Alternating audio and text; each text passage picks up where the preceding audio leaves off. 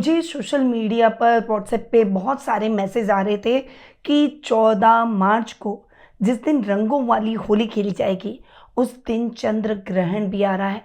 तो इस चंद्र ग्रहण का क्या प्रभाव पड़ेगा? क्या भारत पर इसका असर है? क्या होली पर इसका असर पड़ेगा? क्योंकि होली बड़ा और विशेष पर्व होता है हमारे लिए। इसीलिए आज ये वीडियो आपकी इन सभी डाउट्स को दूर करने के लिए मैं लेकर आई हूँ, जिसमें मैं आपको पूरी चंद्र ग्रहण की जानकारी दूंगी और राशियों के हिसाब से क्या करना चाहिए, क्या नहीं करना चाहिए, किस पर क्या प्रभाव इस चंद्र ग्रहण का पड़ेगा और होली के दिन आपको होली खेलनी चाहिए या ग्रहण काल के दौरान होली नहीं खेलनी चाहिए, होली के इस पर्व पर इसका क्या प्रभाव पड़ेगा, ये सारी जानकारी इस वीडियो के दौरान मैं आपको देने वाली हूँ। तो इस वीडियो को शुरू से लेकर एंड तक जरूर देखें और अगर ये वीडियो आपको अच्छा लगे, ये जानकारी अच्छी लगे तो दूसरे लोगों को शेयर जरूर करें।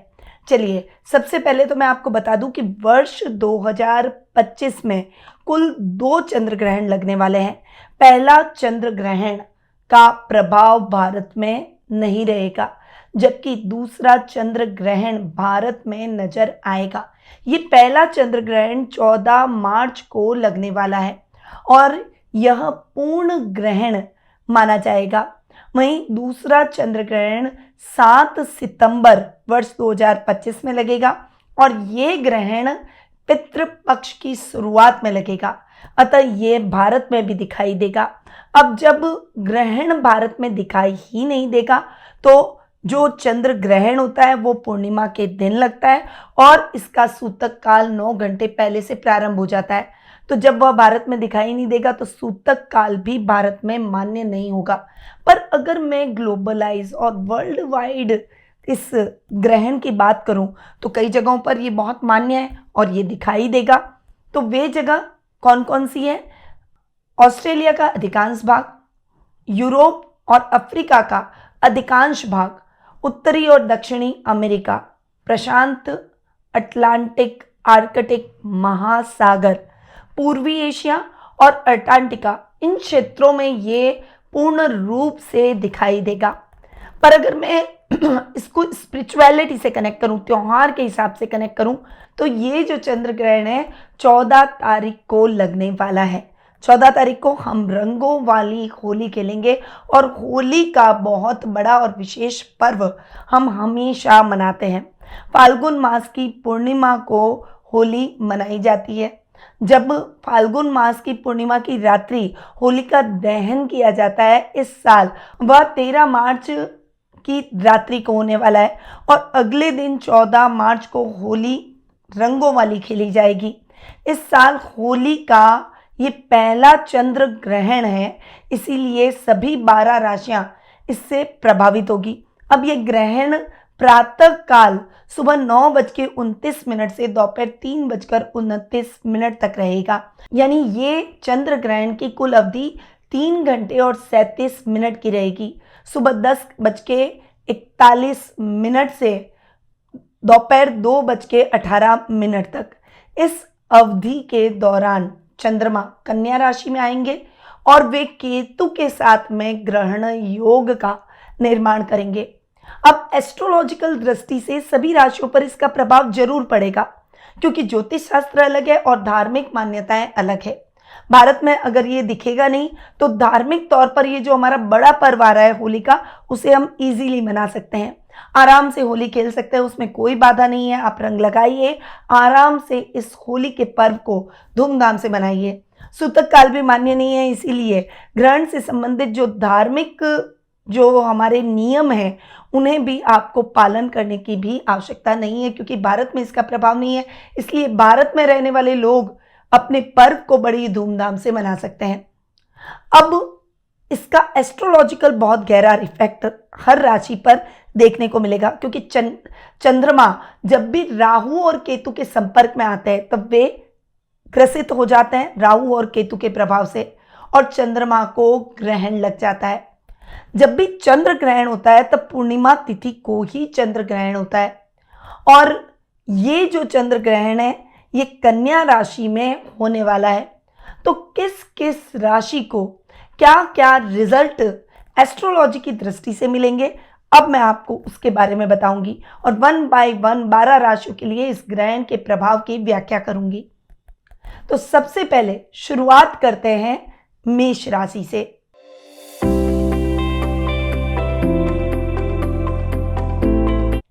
मेष राशि के लिए ये ग्रहण बनने वाला है 6th हाउस में।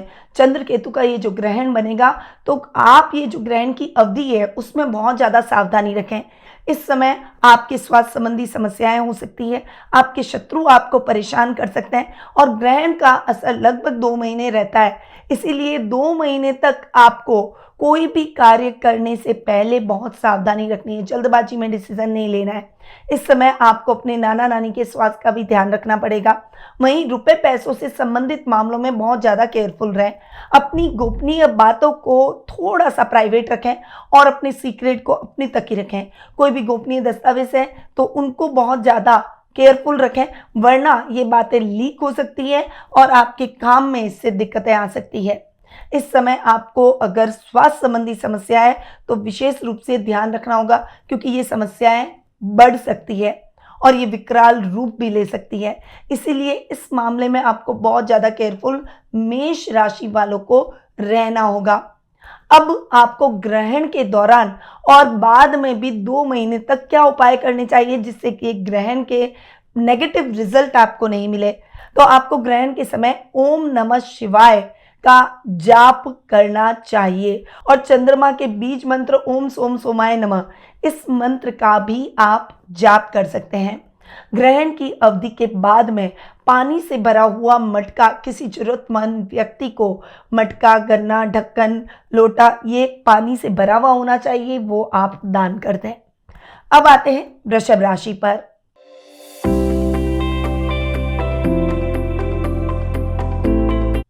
आपकी राशि के लिए ये ग्रहण लगेगा आपके 5th हाउस में, इसलिए स्टूडेंट्स को पढ़ाई में दिक्कतों का सामना करना पड़ सकता है। इस समय जो भी मेहनत कर रहे हैं उस मेहनत के वो जो एफर्ट्स आपने डाले हैं पढ़ाई के अंदर, उसके अनुरूप आपको परिणाम नहीं मिलेंगे। पर इस समय आपको नेगेटिव नहीं होना है, क्योंकि जब भी चंद्र केतु का ग्रहण होता है वो व्यक्ति के ऊपर भी बहुत बुरा असर डालता है, उसकी नेगेटिविटी बढ़ जाती है। तो इस समय बहुत पॉजिटिव रहें और प्रयासों को लगातार करते चले जाएं। सफलता नहीं मिल रही है उससे निराश ना हो, गिव अप ना करें।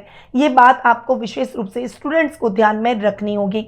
संतान की तरफ से चिंताएं हो सकती है, अगर उसकी आदतें सही नहीं है, बिहेवियर सही नहीं है या फिर वो हेल्थ इश्यूज को फेस कर रहा है, तो आपको इस समय अपने बच्चों का विशेष रूप से ध्यान रखना होगा।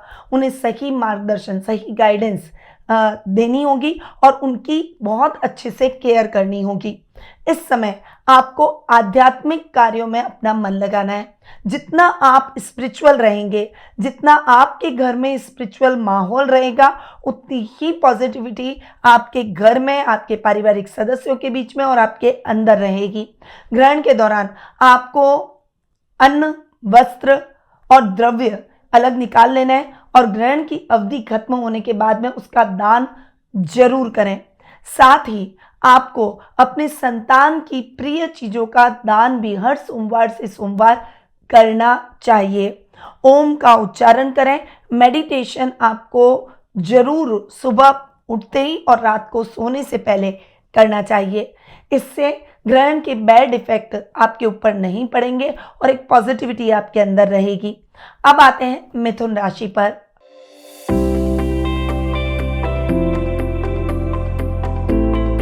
अब इस ग्रहण का प्रभाव मिथुन राशि वालों को फाइनेंशियली देखना पड़ेगा, क्योंकि फाइनेंशियल कुछ समस्याएं आ सकती है। आपके 4th हाउस में ये चंद्र केतु का ग्रहण योग बन रहा है और यहाँ पर ये जो ग्रहण का प्रभाव है वो आपको प्रॉपर्टी में अड़चने ला सकता है। अगर नए घर का सपना है तो वो आपको दिक्कत आ सकती है, या फिर अगर कोई कंस्ट्रक्शन ऑलरेडी आपके घर का चल रहा है तो उसमें बाधा आ सकती है, काम रुक सकता है। आपको मेंटली प्रिपेयर रहना है और कोशिश करें कि बहुत ज़्यादा शांति से इस समय को डील करें। एक बजट बना लें और बजट के अकॉर्डिंगली अगर आप चलेंगे तो कोई भी दिक्कत नहीं आएगी। मनी मैनेजमेंट, पैसा फंस सकता है, इस समय आपको मनी मैनेजमेंट सीखना होगा। माँ के साथ वाद विवाद की स्थितियां बढ़ सकती है। अगर संबंध खराब है तो बहुत ज़्यादा शांत रहें, उनकी बातों को सुनें, उनसे आर्ग्यू बिल्कुल भी ना करें, वरना रिश्ते और ज़्यादा खराब हो जाएंगे। इसीलिए इस समय आपको फाइनेंशियली बहुत ज़्यादा सोच समझ कर आगे बढ़ना होगा। आपको क्या करना है, ग्रहण की जैसे ही समाप्ति होती है पानी में गंगा जल मिलाकर आप स्नान जरूर करें। अब आते हैं कर्क राशि पर।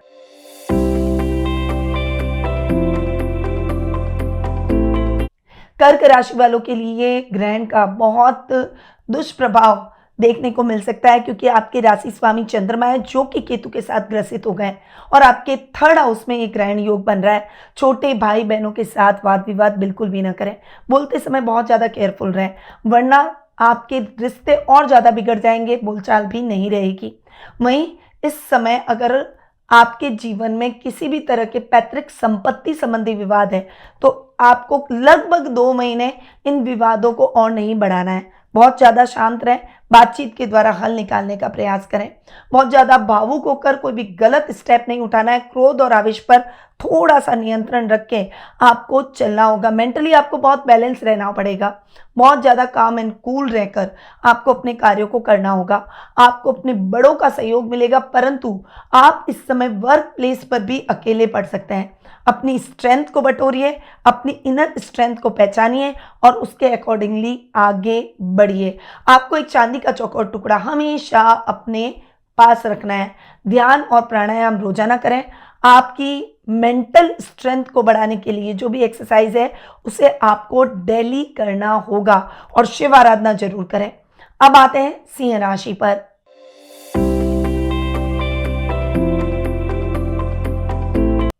आपके लिए ये ग्रहण बन रहा है सेकंड हाउस में, और सेकंड हाउस में इसका बनना धन संबंधी समस्याओं को बढ़ा सकता है, पर कोर्ट कचहरी जैसे मामलों में आपको सफलता मिल सकती है।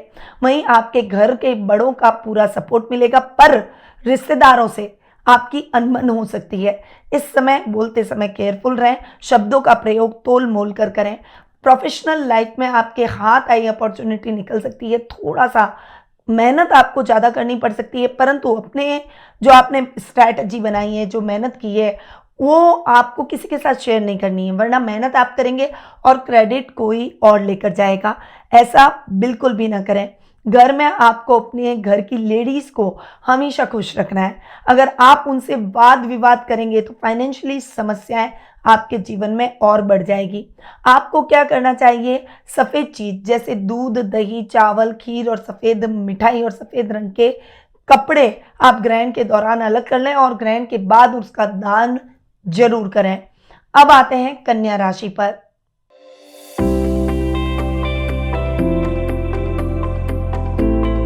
कन्या राशि वालों के लिए इस ग्रहण का बहुत ज़्यादा नकारात्मक प्रभाव पड़ेगा, क्योंकि कन्या राशि में ही ये ग्रहण बन रहा है। चंद्र केतु का ये जो ग्रहण योग है वो कन्या राशि में ही बनने के कारण आपके काम को चटक सकते हैं। सामाजिक मान सम्मान की कमी हो सकती है, मान हानि आपके जीवन में हो सकती है। इस समय आपको बहुत केयरफुल रहना होगा। ददियाल वालों से, कज़न से आपके रिलेशन बिगड़ सकते हैं, इसलिए शांत रहकर रूटीन के कार्यों को पूरा करें। वर्क प्लेस पर भी आपको अधिकारियों से नहीं उलझना है, बस बैकफुट पर रहकर खेलें। बहुत ज़्यादा बड़ी रिस्क लेकर आपको काम नहीं करना है। पैसों से संबंधित कोई भी बड़ा निवेश इस समय आपको करने से बचना होगा। ग्रहण के दौरान आपको शिव चालीसा का लगातार पाठ करना चाहिए। इससे ग्रहण का दुष्प्रभाव आपके जीवन में कम होगा। लगभग ये कार्य आपको 2 महीने करना है। अब आते हैं तुला राशि पर।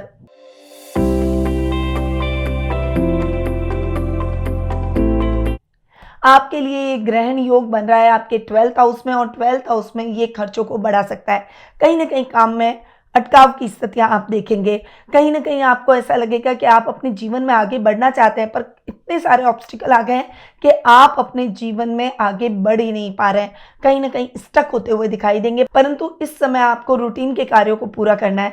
इस समय किसी के बहकावे में आकर कोई भी गलत निर्णय न लें, रिश्वत लेने का प्रयास न करें, वरना आपके खिलाफ कार्रवाई हो सकती है। झूठे आरोप भी इस समय आप पर लग सकते हैं, इसीलिए आपको बहुत शांत रहकर अपने जीवन में आगे बढ़ना होगा। आपको इस ग्रहण के प्रभाव को कम करने के लिए ग्रहण देव के ओम शितांशु नमः मंत्र का जाप करना चाहिए। इससे आपके जीवन में सकारात्मक ऊर्जा रहेगी और ग्रहण का नेगेटिव इफेक्ट कम होगा। अब आते हैं वृश्चिक राशि पर।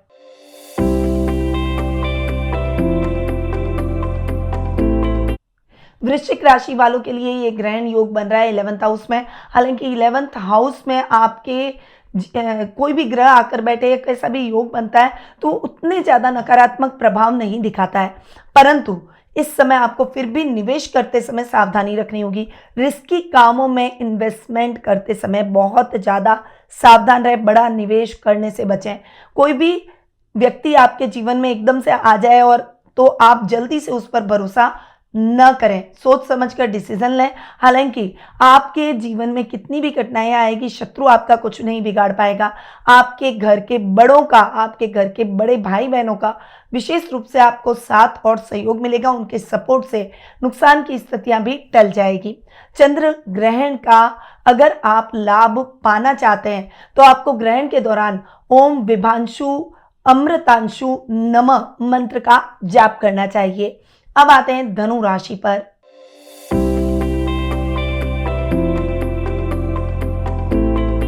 आपके लिए ग्रहण 10th हाउस में बन रहा है और 10th हाउस में इस ग्रहण का बनना आपके लिए अधिकारियों से संबंध खराब कर सकता है।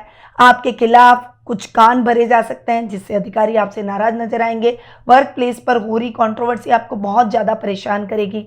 पॉलिटिक्स का शिकार हो सकते हैं। इन सब चीज़ों से आप साइड हो जाइए, बस रूटीन के कार्यों पर फोकस कीजिए और केवल अपने काम से काम रखिए। कोई भी दो झगड़े कर रहे हैं, उनके झगड़ों में आप टांग न अड़ाएं। किसी को फालतू की एडवाइस आपको देनी ही नहीं है। बस आप जितना कम बोलकर अपने कार्यों को करेंगे उतना ही आप सफलता हासिल करेंगे। आपको अपने पिता के स्वास्थ्य को लेकर भी चिंता हो सकती है और उनकी वजह से हॉस्पिटल के चक्कर लगाने पड़ सकते हैं, इसलिए उनके स्वास्थ्य का भी विशेष रूप से ध्यान रखना होगा। आपको ग्रहण के दौरान चंद्रदेव की पूजा आराधना करें और उन्हें दूध जरूर अर्पित करें। अब आते हैं मकर राशि पर।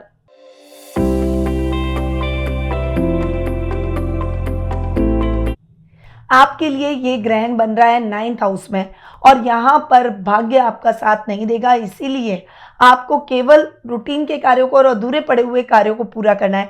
इस समय नए काम की शुरुआत से आपको बचना होगा। अगर आप नया काम शुरू करने जा रहे हैं तो अपने घर के बड़ों से सलाह लेकर आगे बढ़ें। अपने ऊपर कोई भी रिस्क ली तो आपको नुकसान हो सकता है। इस समय आप जितना स्पिरिचुअल पाथ की तरफ आगे बढ़ेंगे, कोई धार्मिक अनुष्ठान करना है, कोई हवन करना है, भगवान भोले शंकर का रुद्राभिषेक करना है, तो आप इससे एक पॉजिटिव एनर्जी पाएंगे। इसीलिए नियमित रूप से हर सोमवार को आपको रुद्राभिषेक जरूर करना चाहिए और ग्रहण काल के दौरान भी आपको ओम नमः शिवाय का जाप लगातार करते रहना चाहिए और ग्रहण काल के पश्चात आपको दूध का दान जरूरतमंद लोगों में करना है।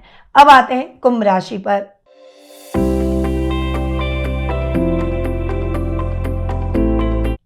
आपके लिए ये ग्रहण बन रहा है आपके अष्टम भाव में। अष्टम भाव में इस ग्रहण का बनना आपके लिए यात्राओं में संकट पैदा कर सकता है। रूटीन के कामों में बाधाएं उत्पन्न हो सकती है। छोटा छोटा मिसमैनेजमेंट आपकी नुकसान की स्थितियों को बढ़ा सकता है और आपकी उन्नति से जलने वाले गुप्त शत्रु बढ़ सकते हैं। इसीलिए आपको लॉन्ग ड्राइव पर खुद ड्राइव करके बिल्कुल नहीं जाना है। यातायात के संसाधनों का उपयोग करें, सेफली ड्राइव करें, थोड़ी धीमी गति में वाहन चलाएं, ट्रैफिक नियमों का पालन जरूर करें, वरना एक्सीडेंट बड़ा हो सकता है। इस समय आपको कोई भी बड़ी रिस्क लेने से बचना होगा। ससुराल वालों से बोलते समय सावधानी रखें, वरना रिश्तों में तनाव उत्पन्न हो सकता है। इस समय कोई भी बड़ी रिस्क आपको नहीं लेनी चाहिए और कोई भी रिस्की काम में हाथ न डालें। किसी भी प्रकार की नकारात्मक बात और विचार से आपको बचना चाहिए।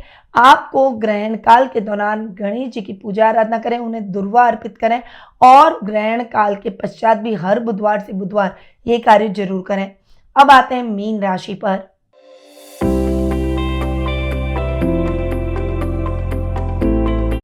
मीन राशि वालों के लिए ग्रहण योग बन रहा है 7th हाउस में। चंद्र केतु की युति 7th हाउस में होना व्यापारिक वर्ग के लिए अच्छी नहीं है।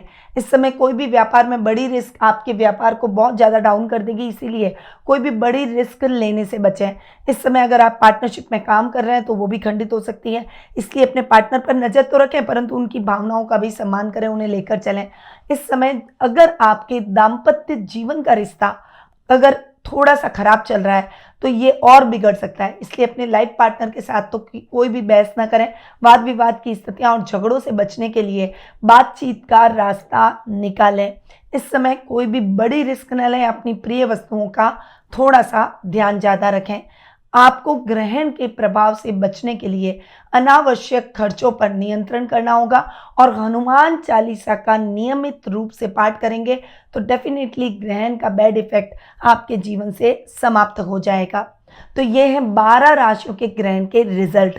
तो मैंने आपको बहुत सारी डिटेल में जानकारी दी और कुछ रेमेडीज भी बताई है जो कि आपको ग्रहण काल के दौरान उसके बाद 2 महीने तक करनी ही है। अगर आपको ये वीडियो अच्छा लगा है तो आप लोगों को शेयर जरूर करें। अब मैं अपनी वाणी को यहीं विराम देती हूँ। स्वस्थ रहिए, व्यस्त रहिए, मस्त रहिए और हमेशा मुस्कुराते रहिए। जय श्री राधे कृष्णा। गुरुमानिधि श्रीमाली एक प्रसिद्ध ज्योतिषाचार्य हैं।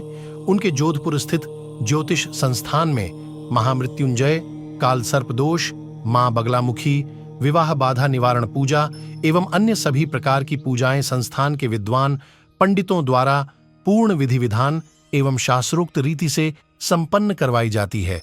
अतः आज ही अपनी पूजा बुक करवाने हेतु इन नंबरों पर संपर्क करें 8955658362।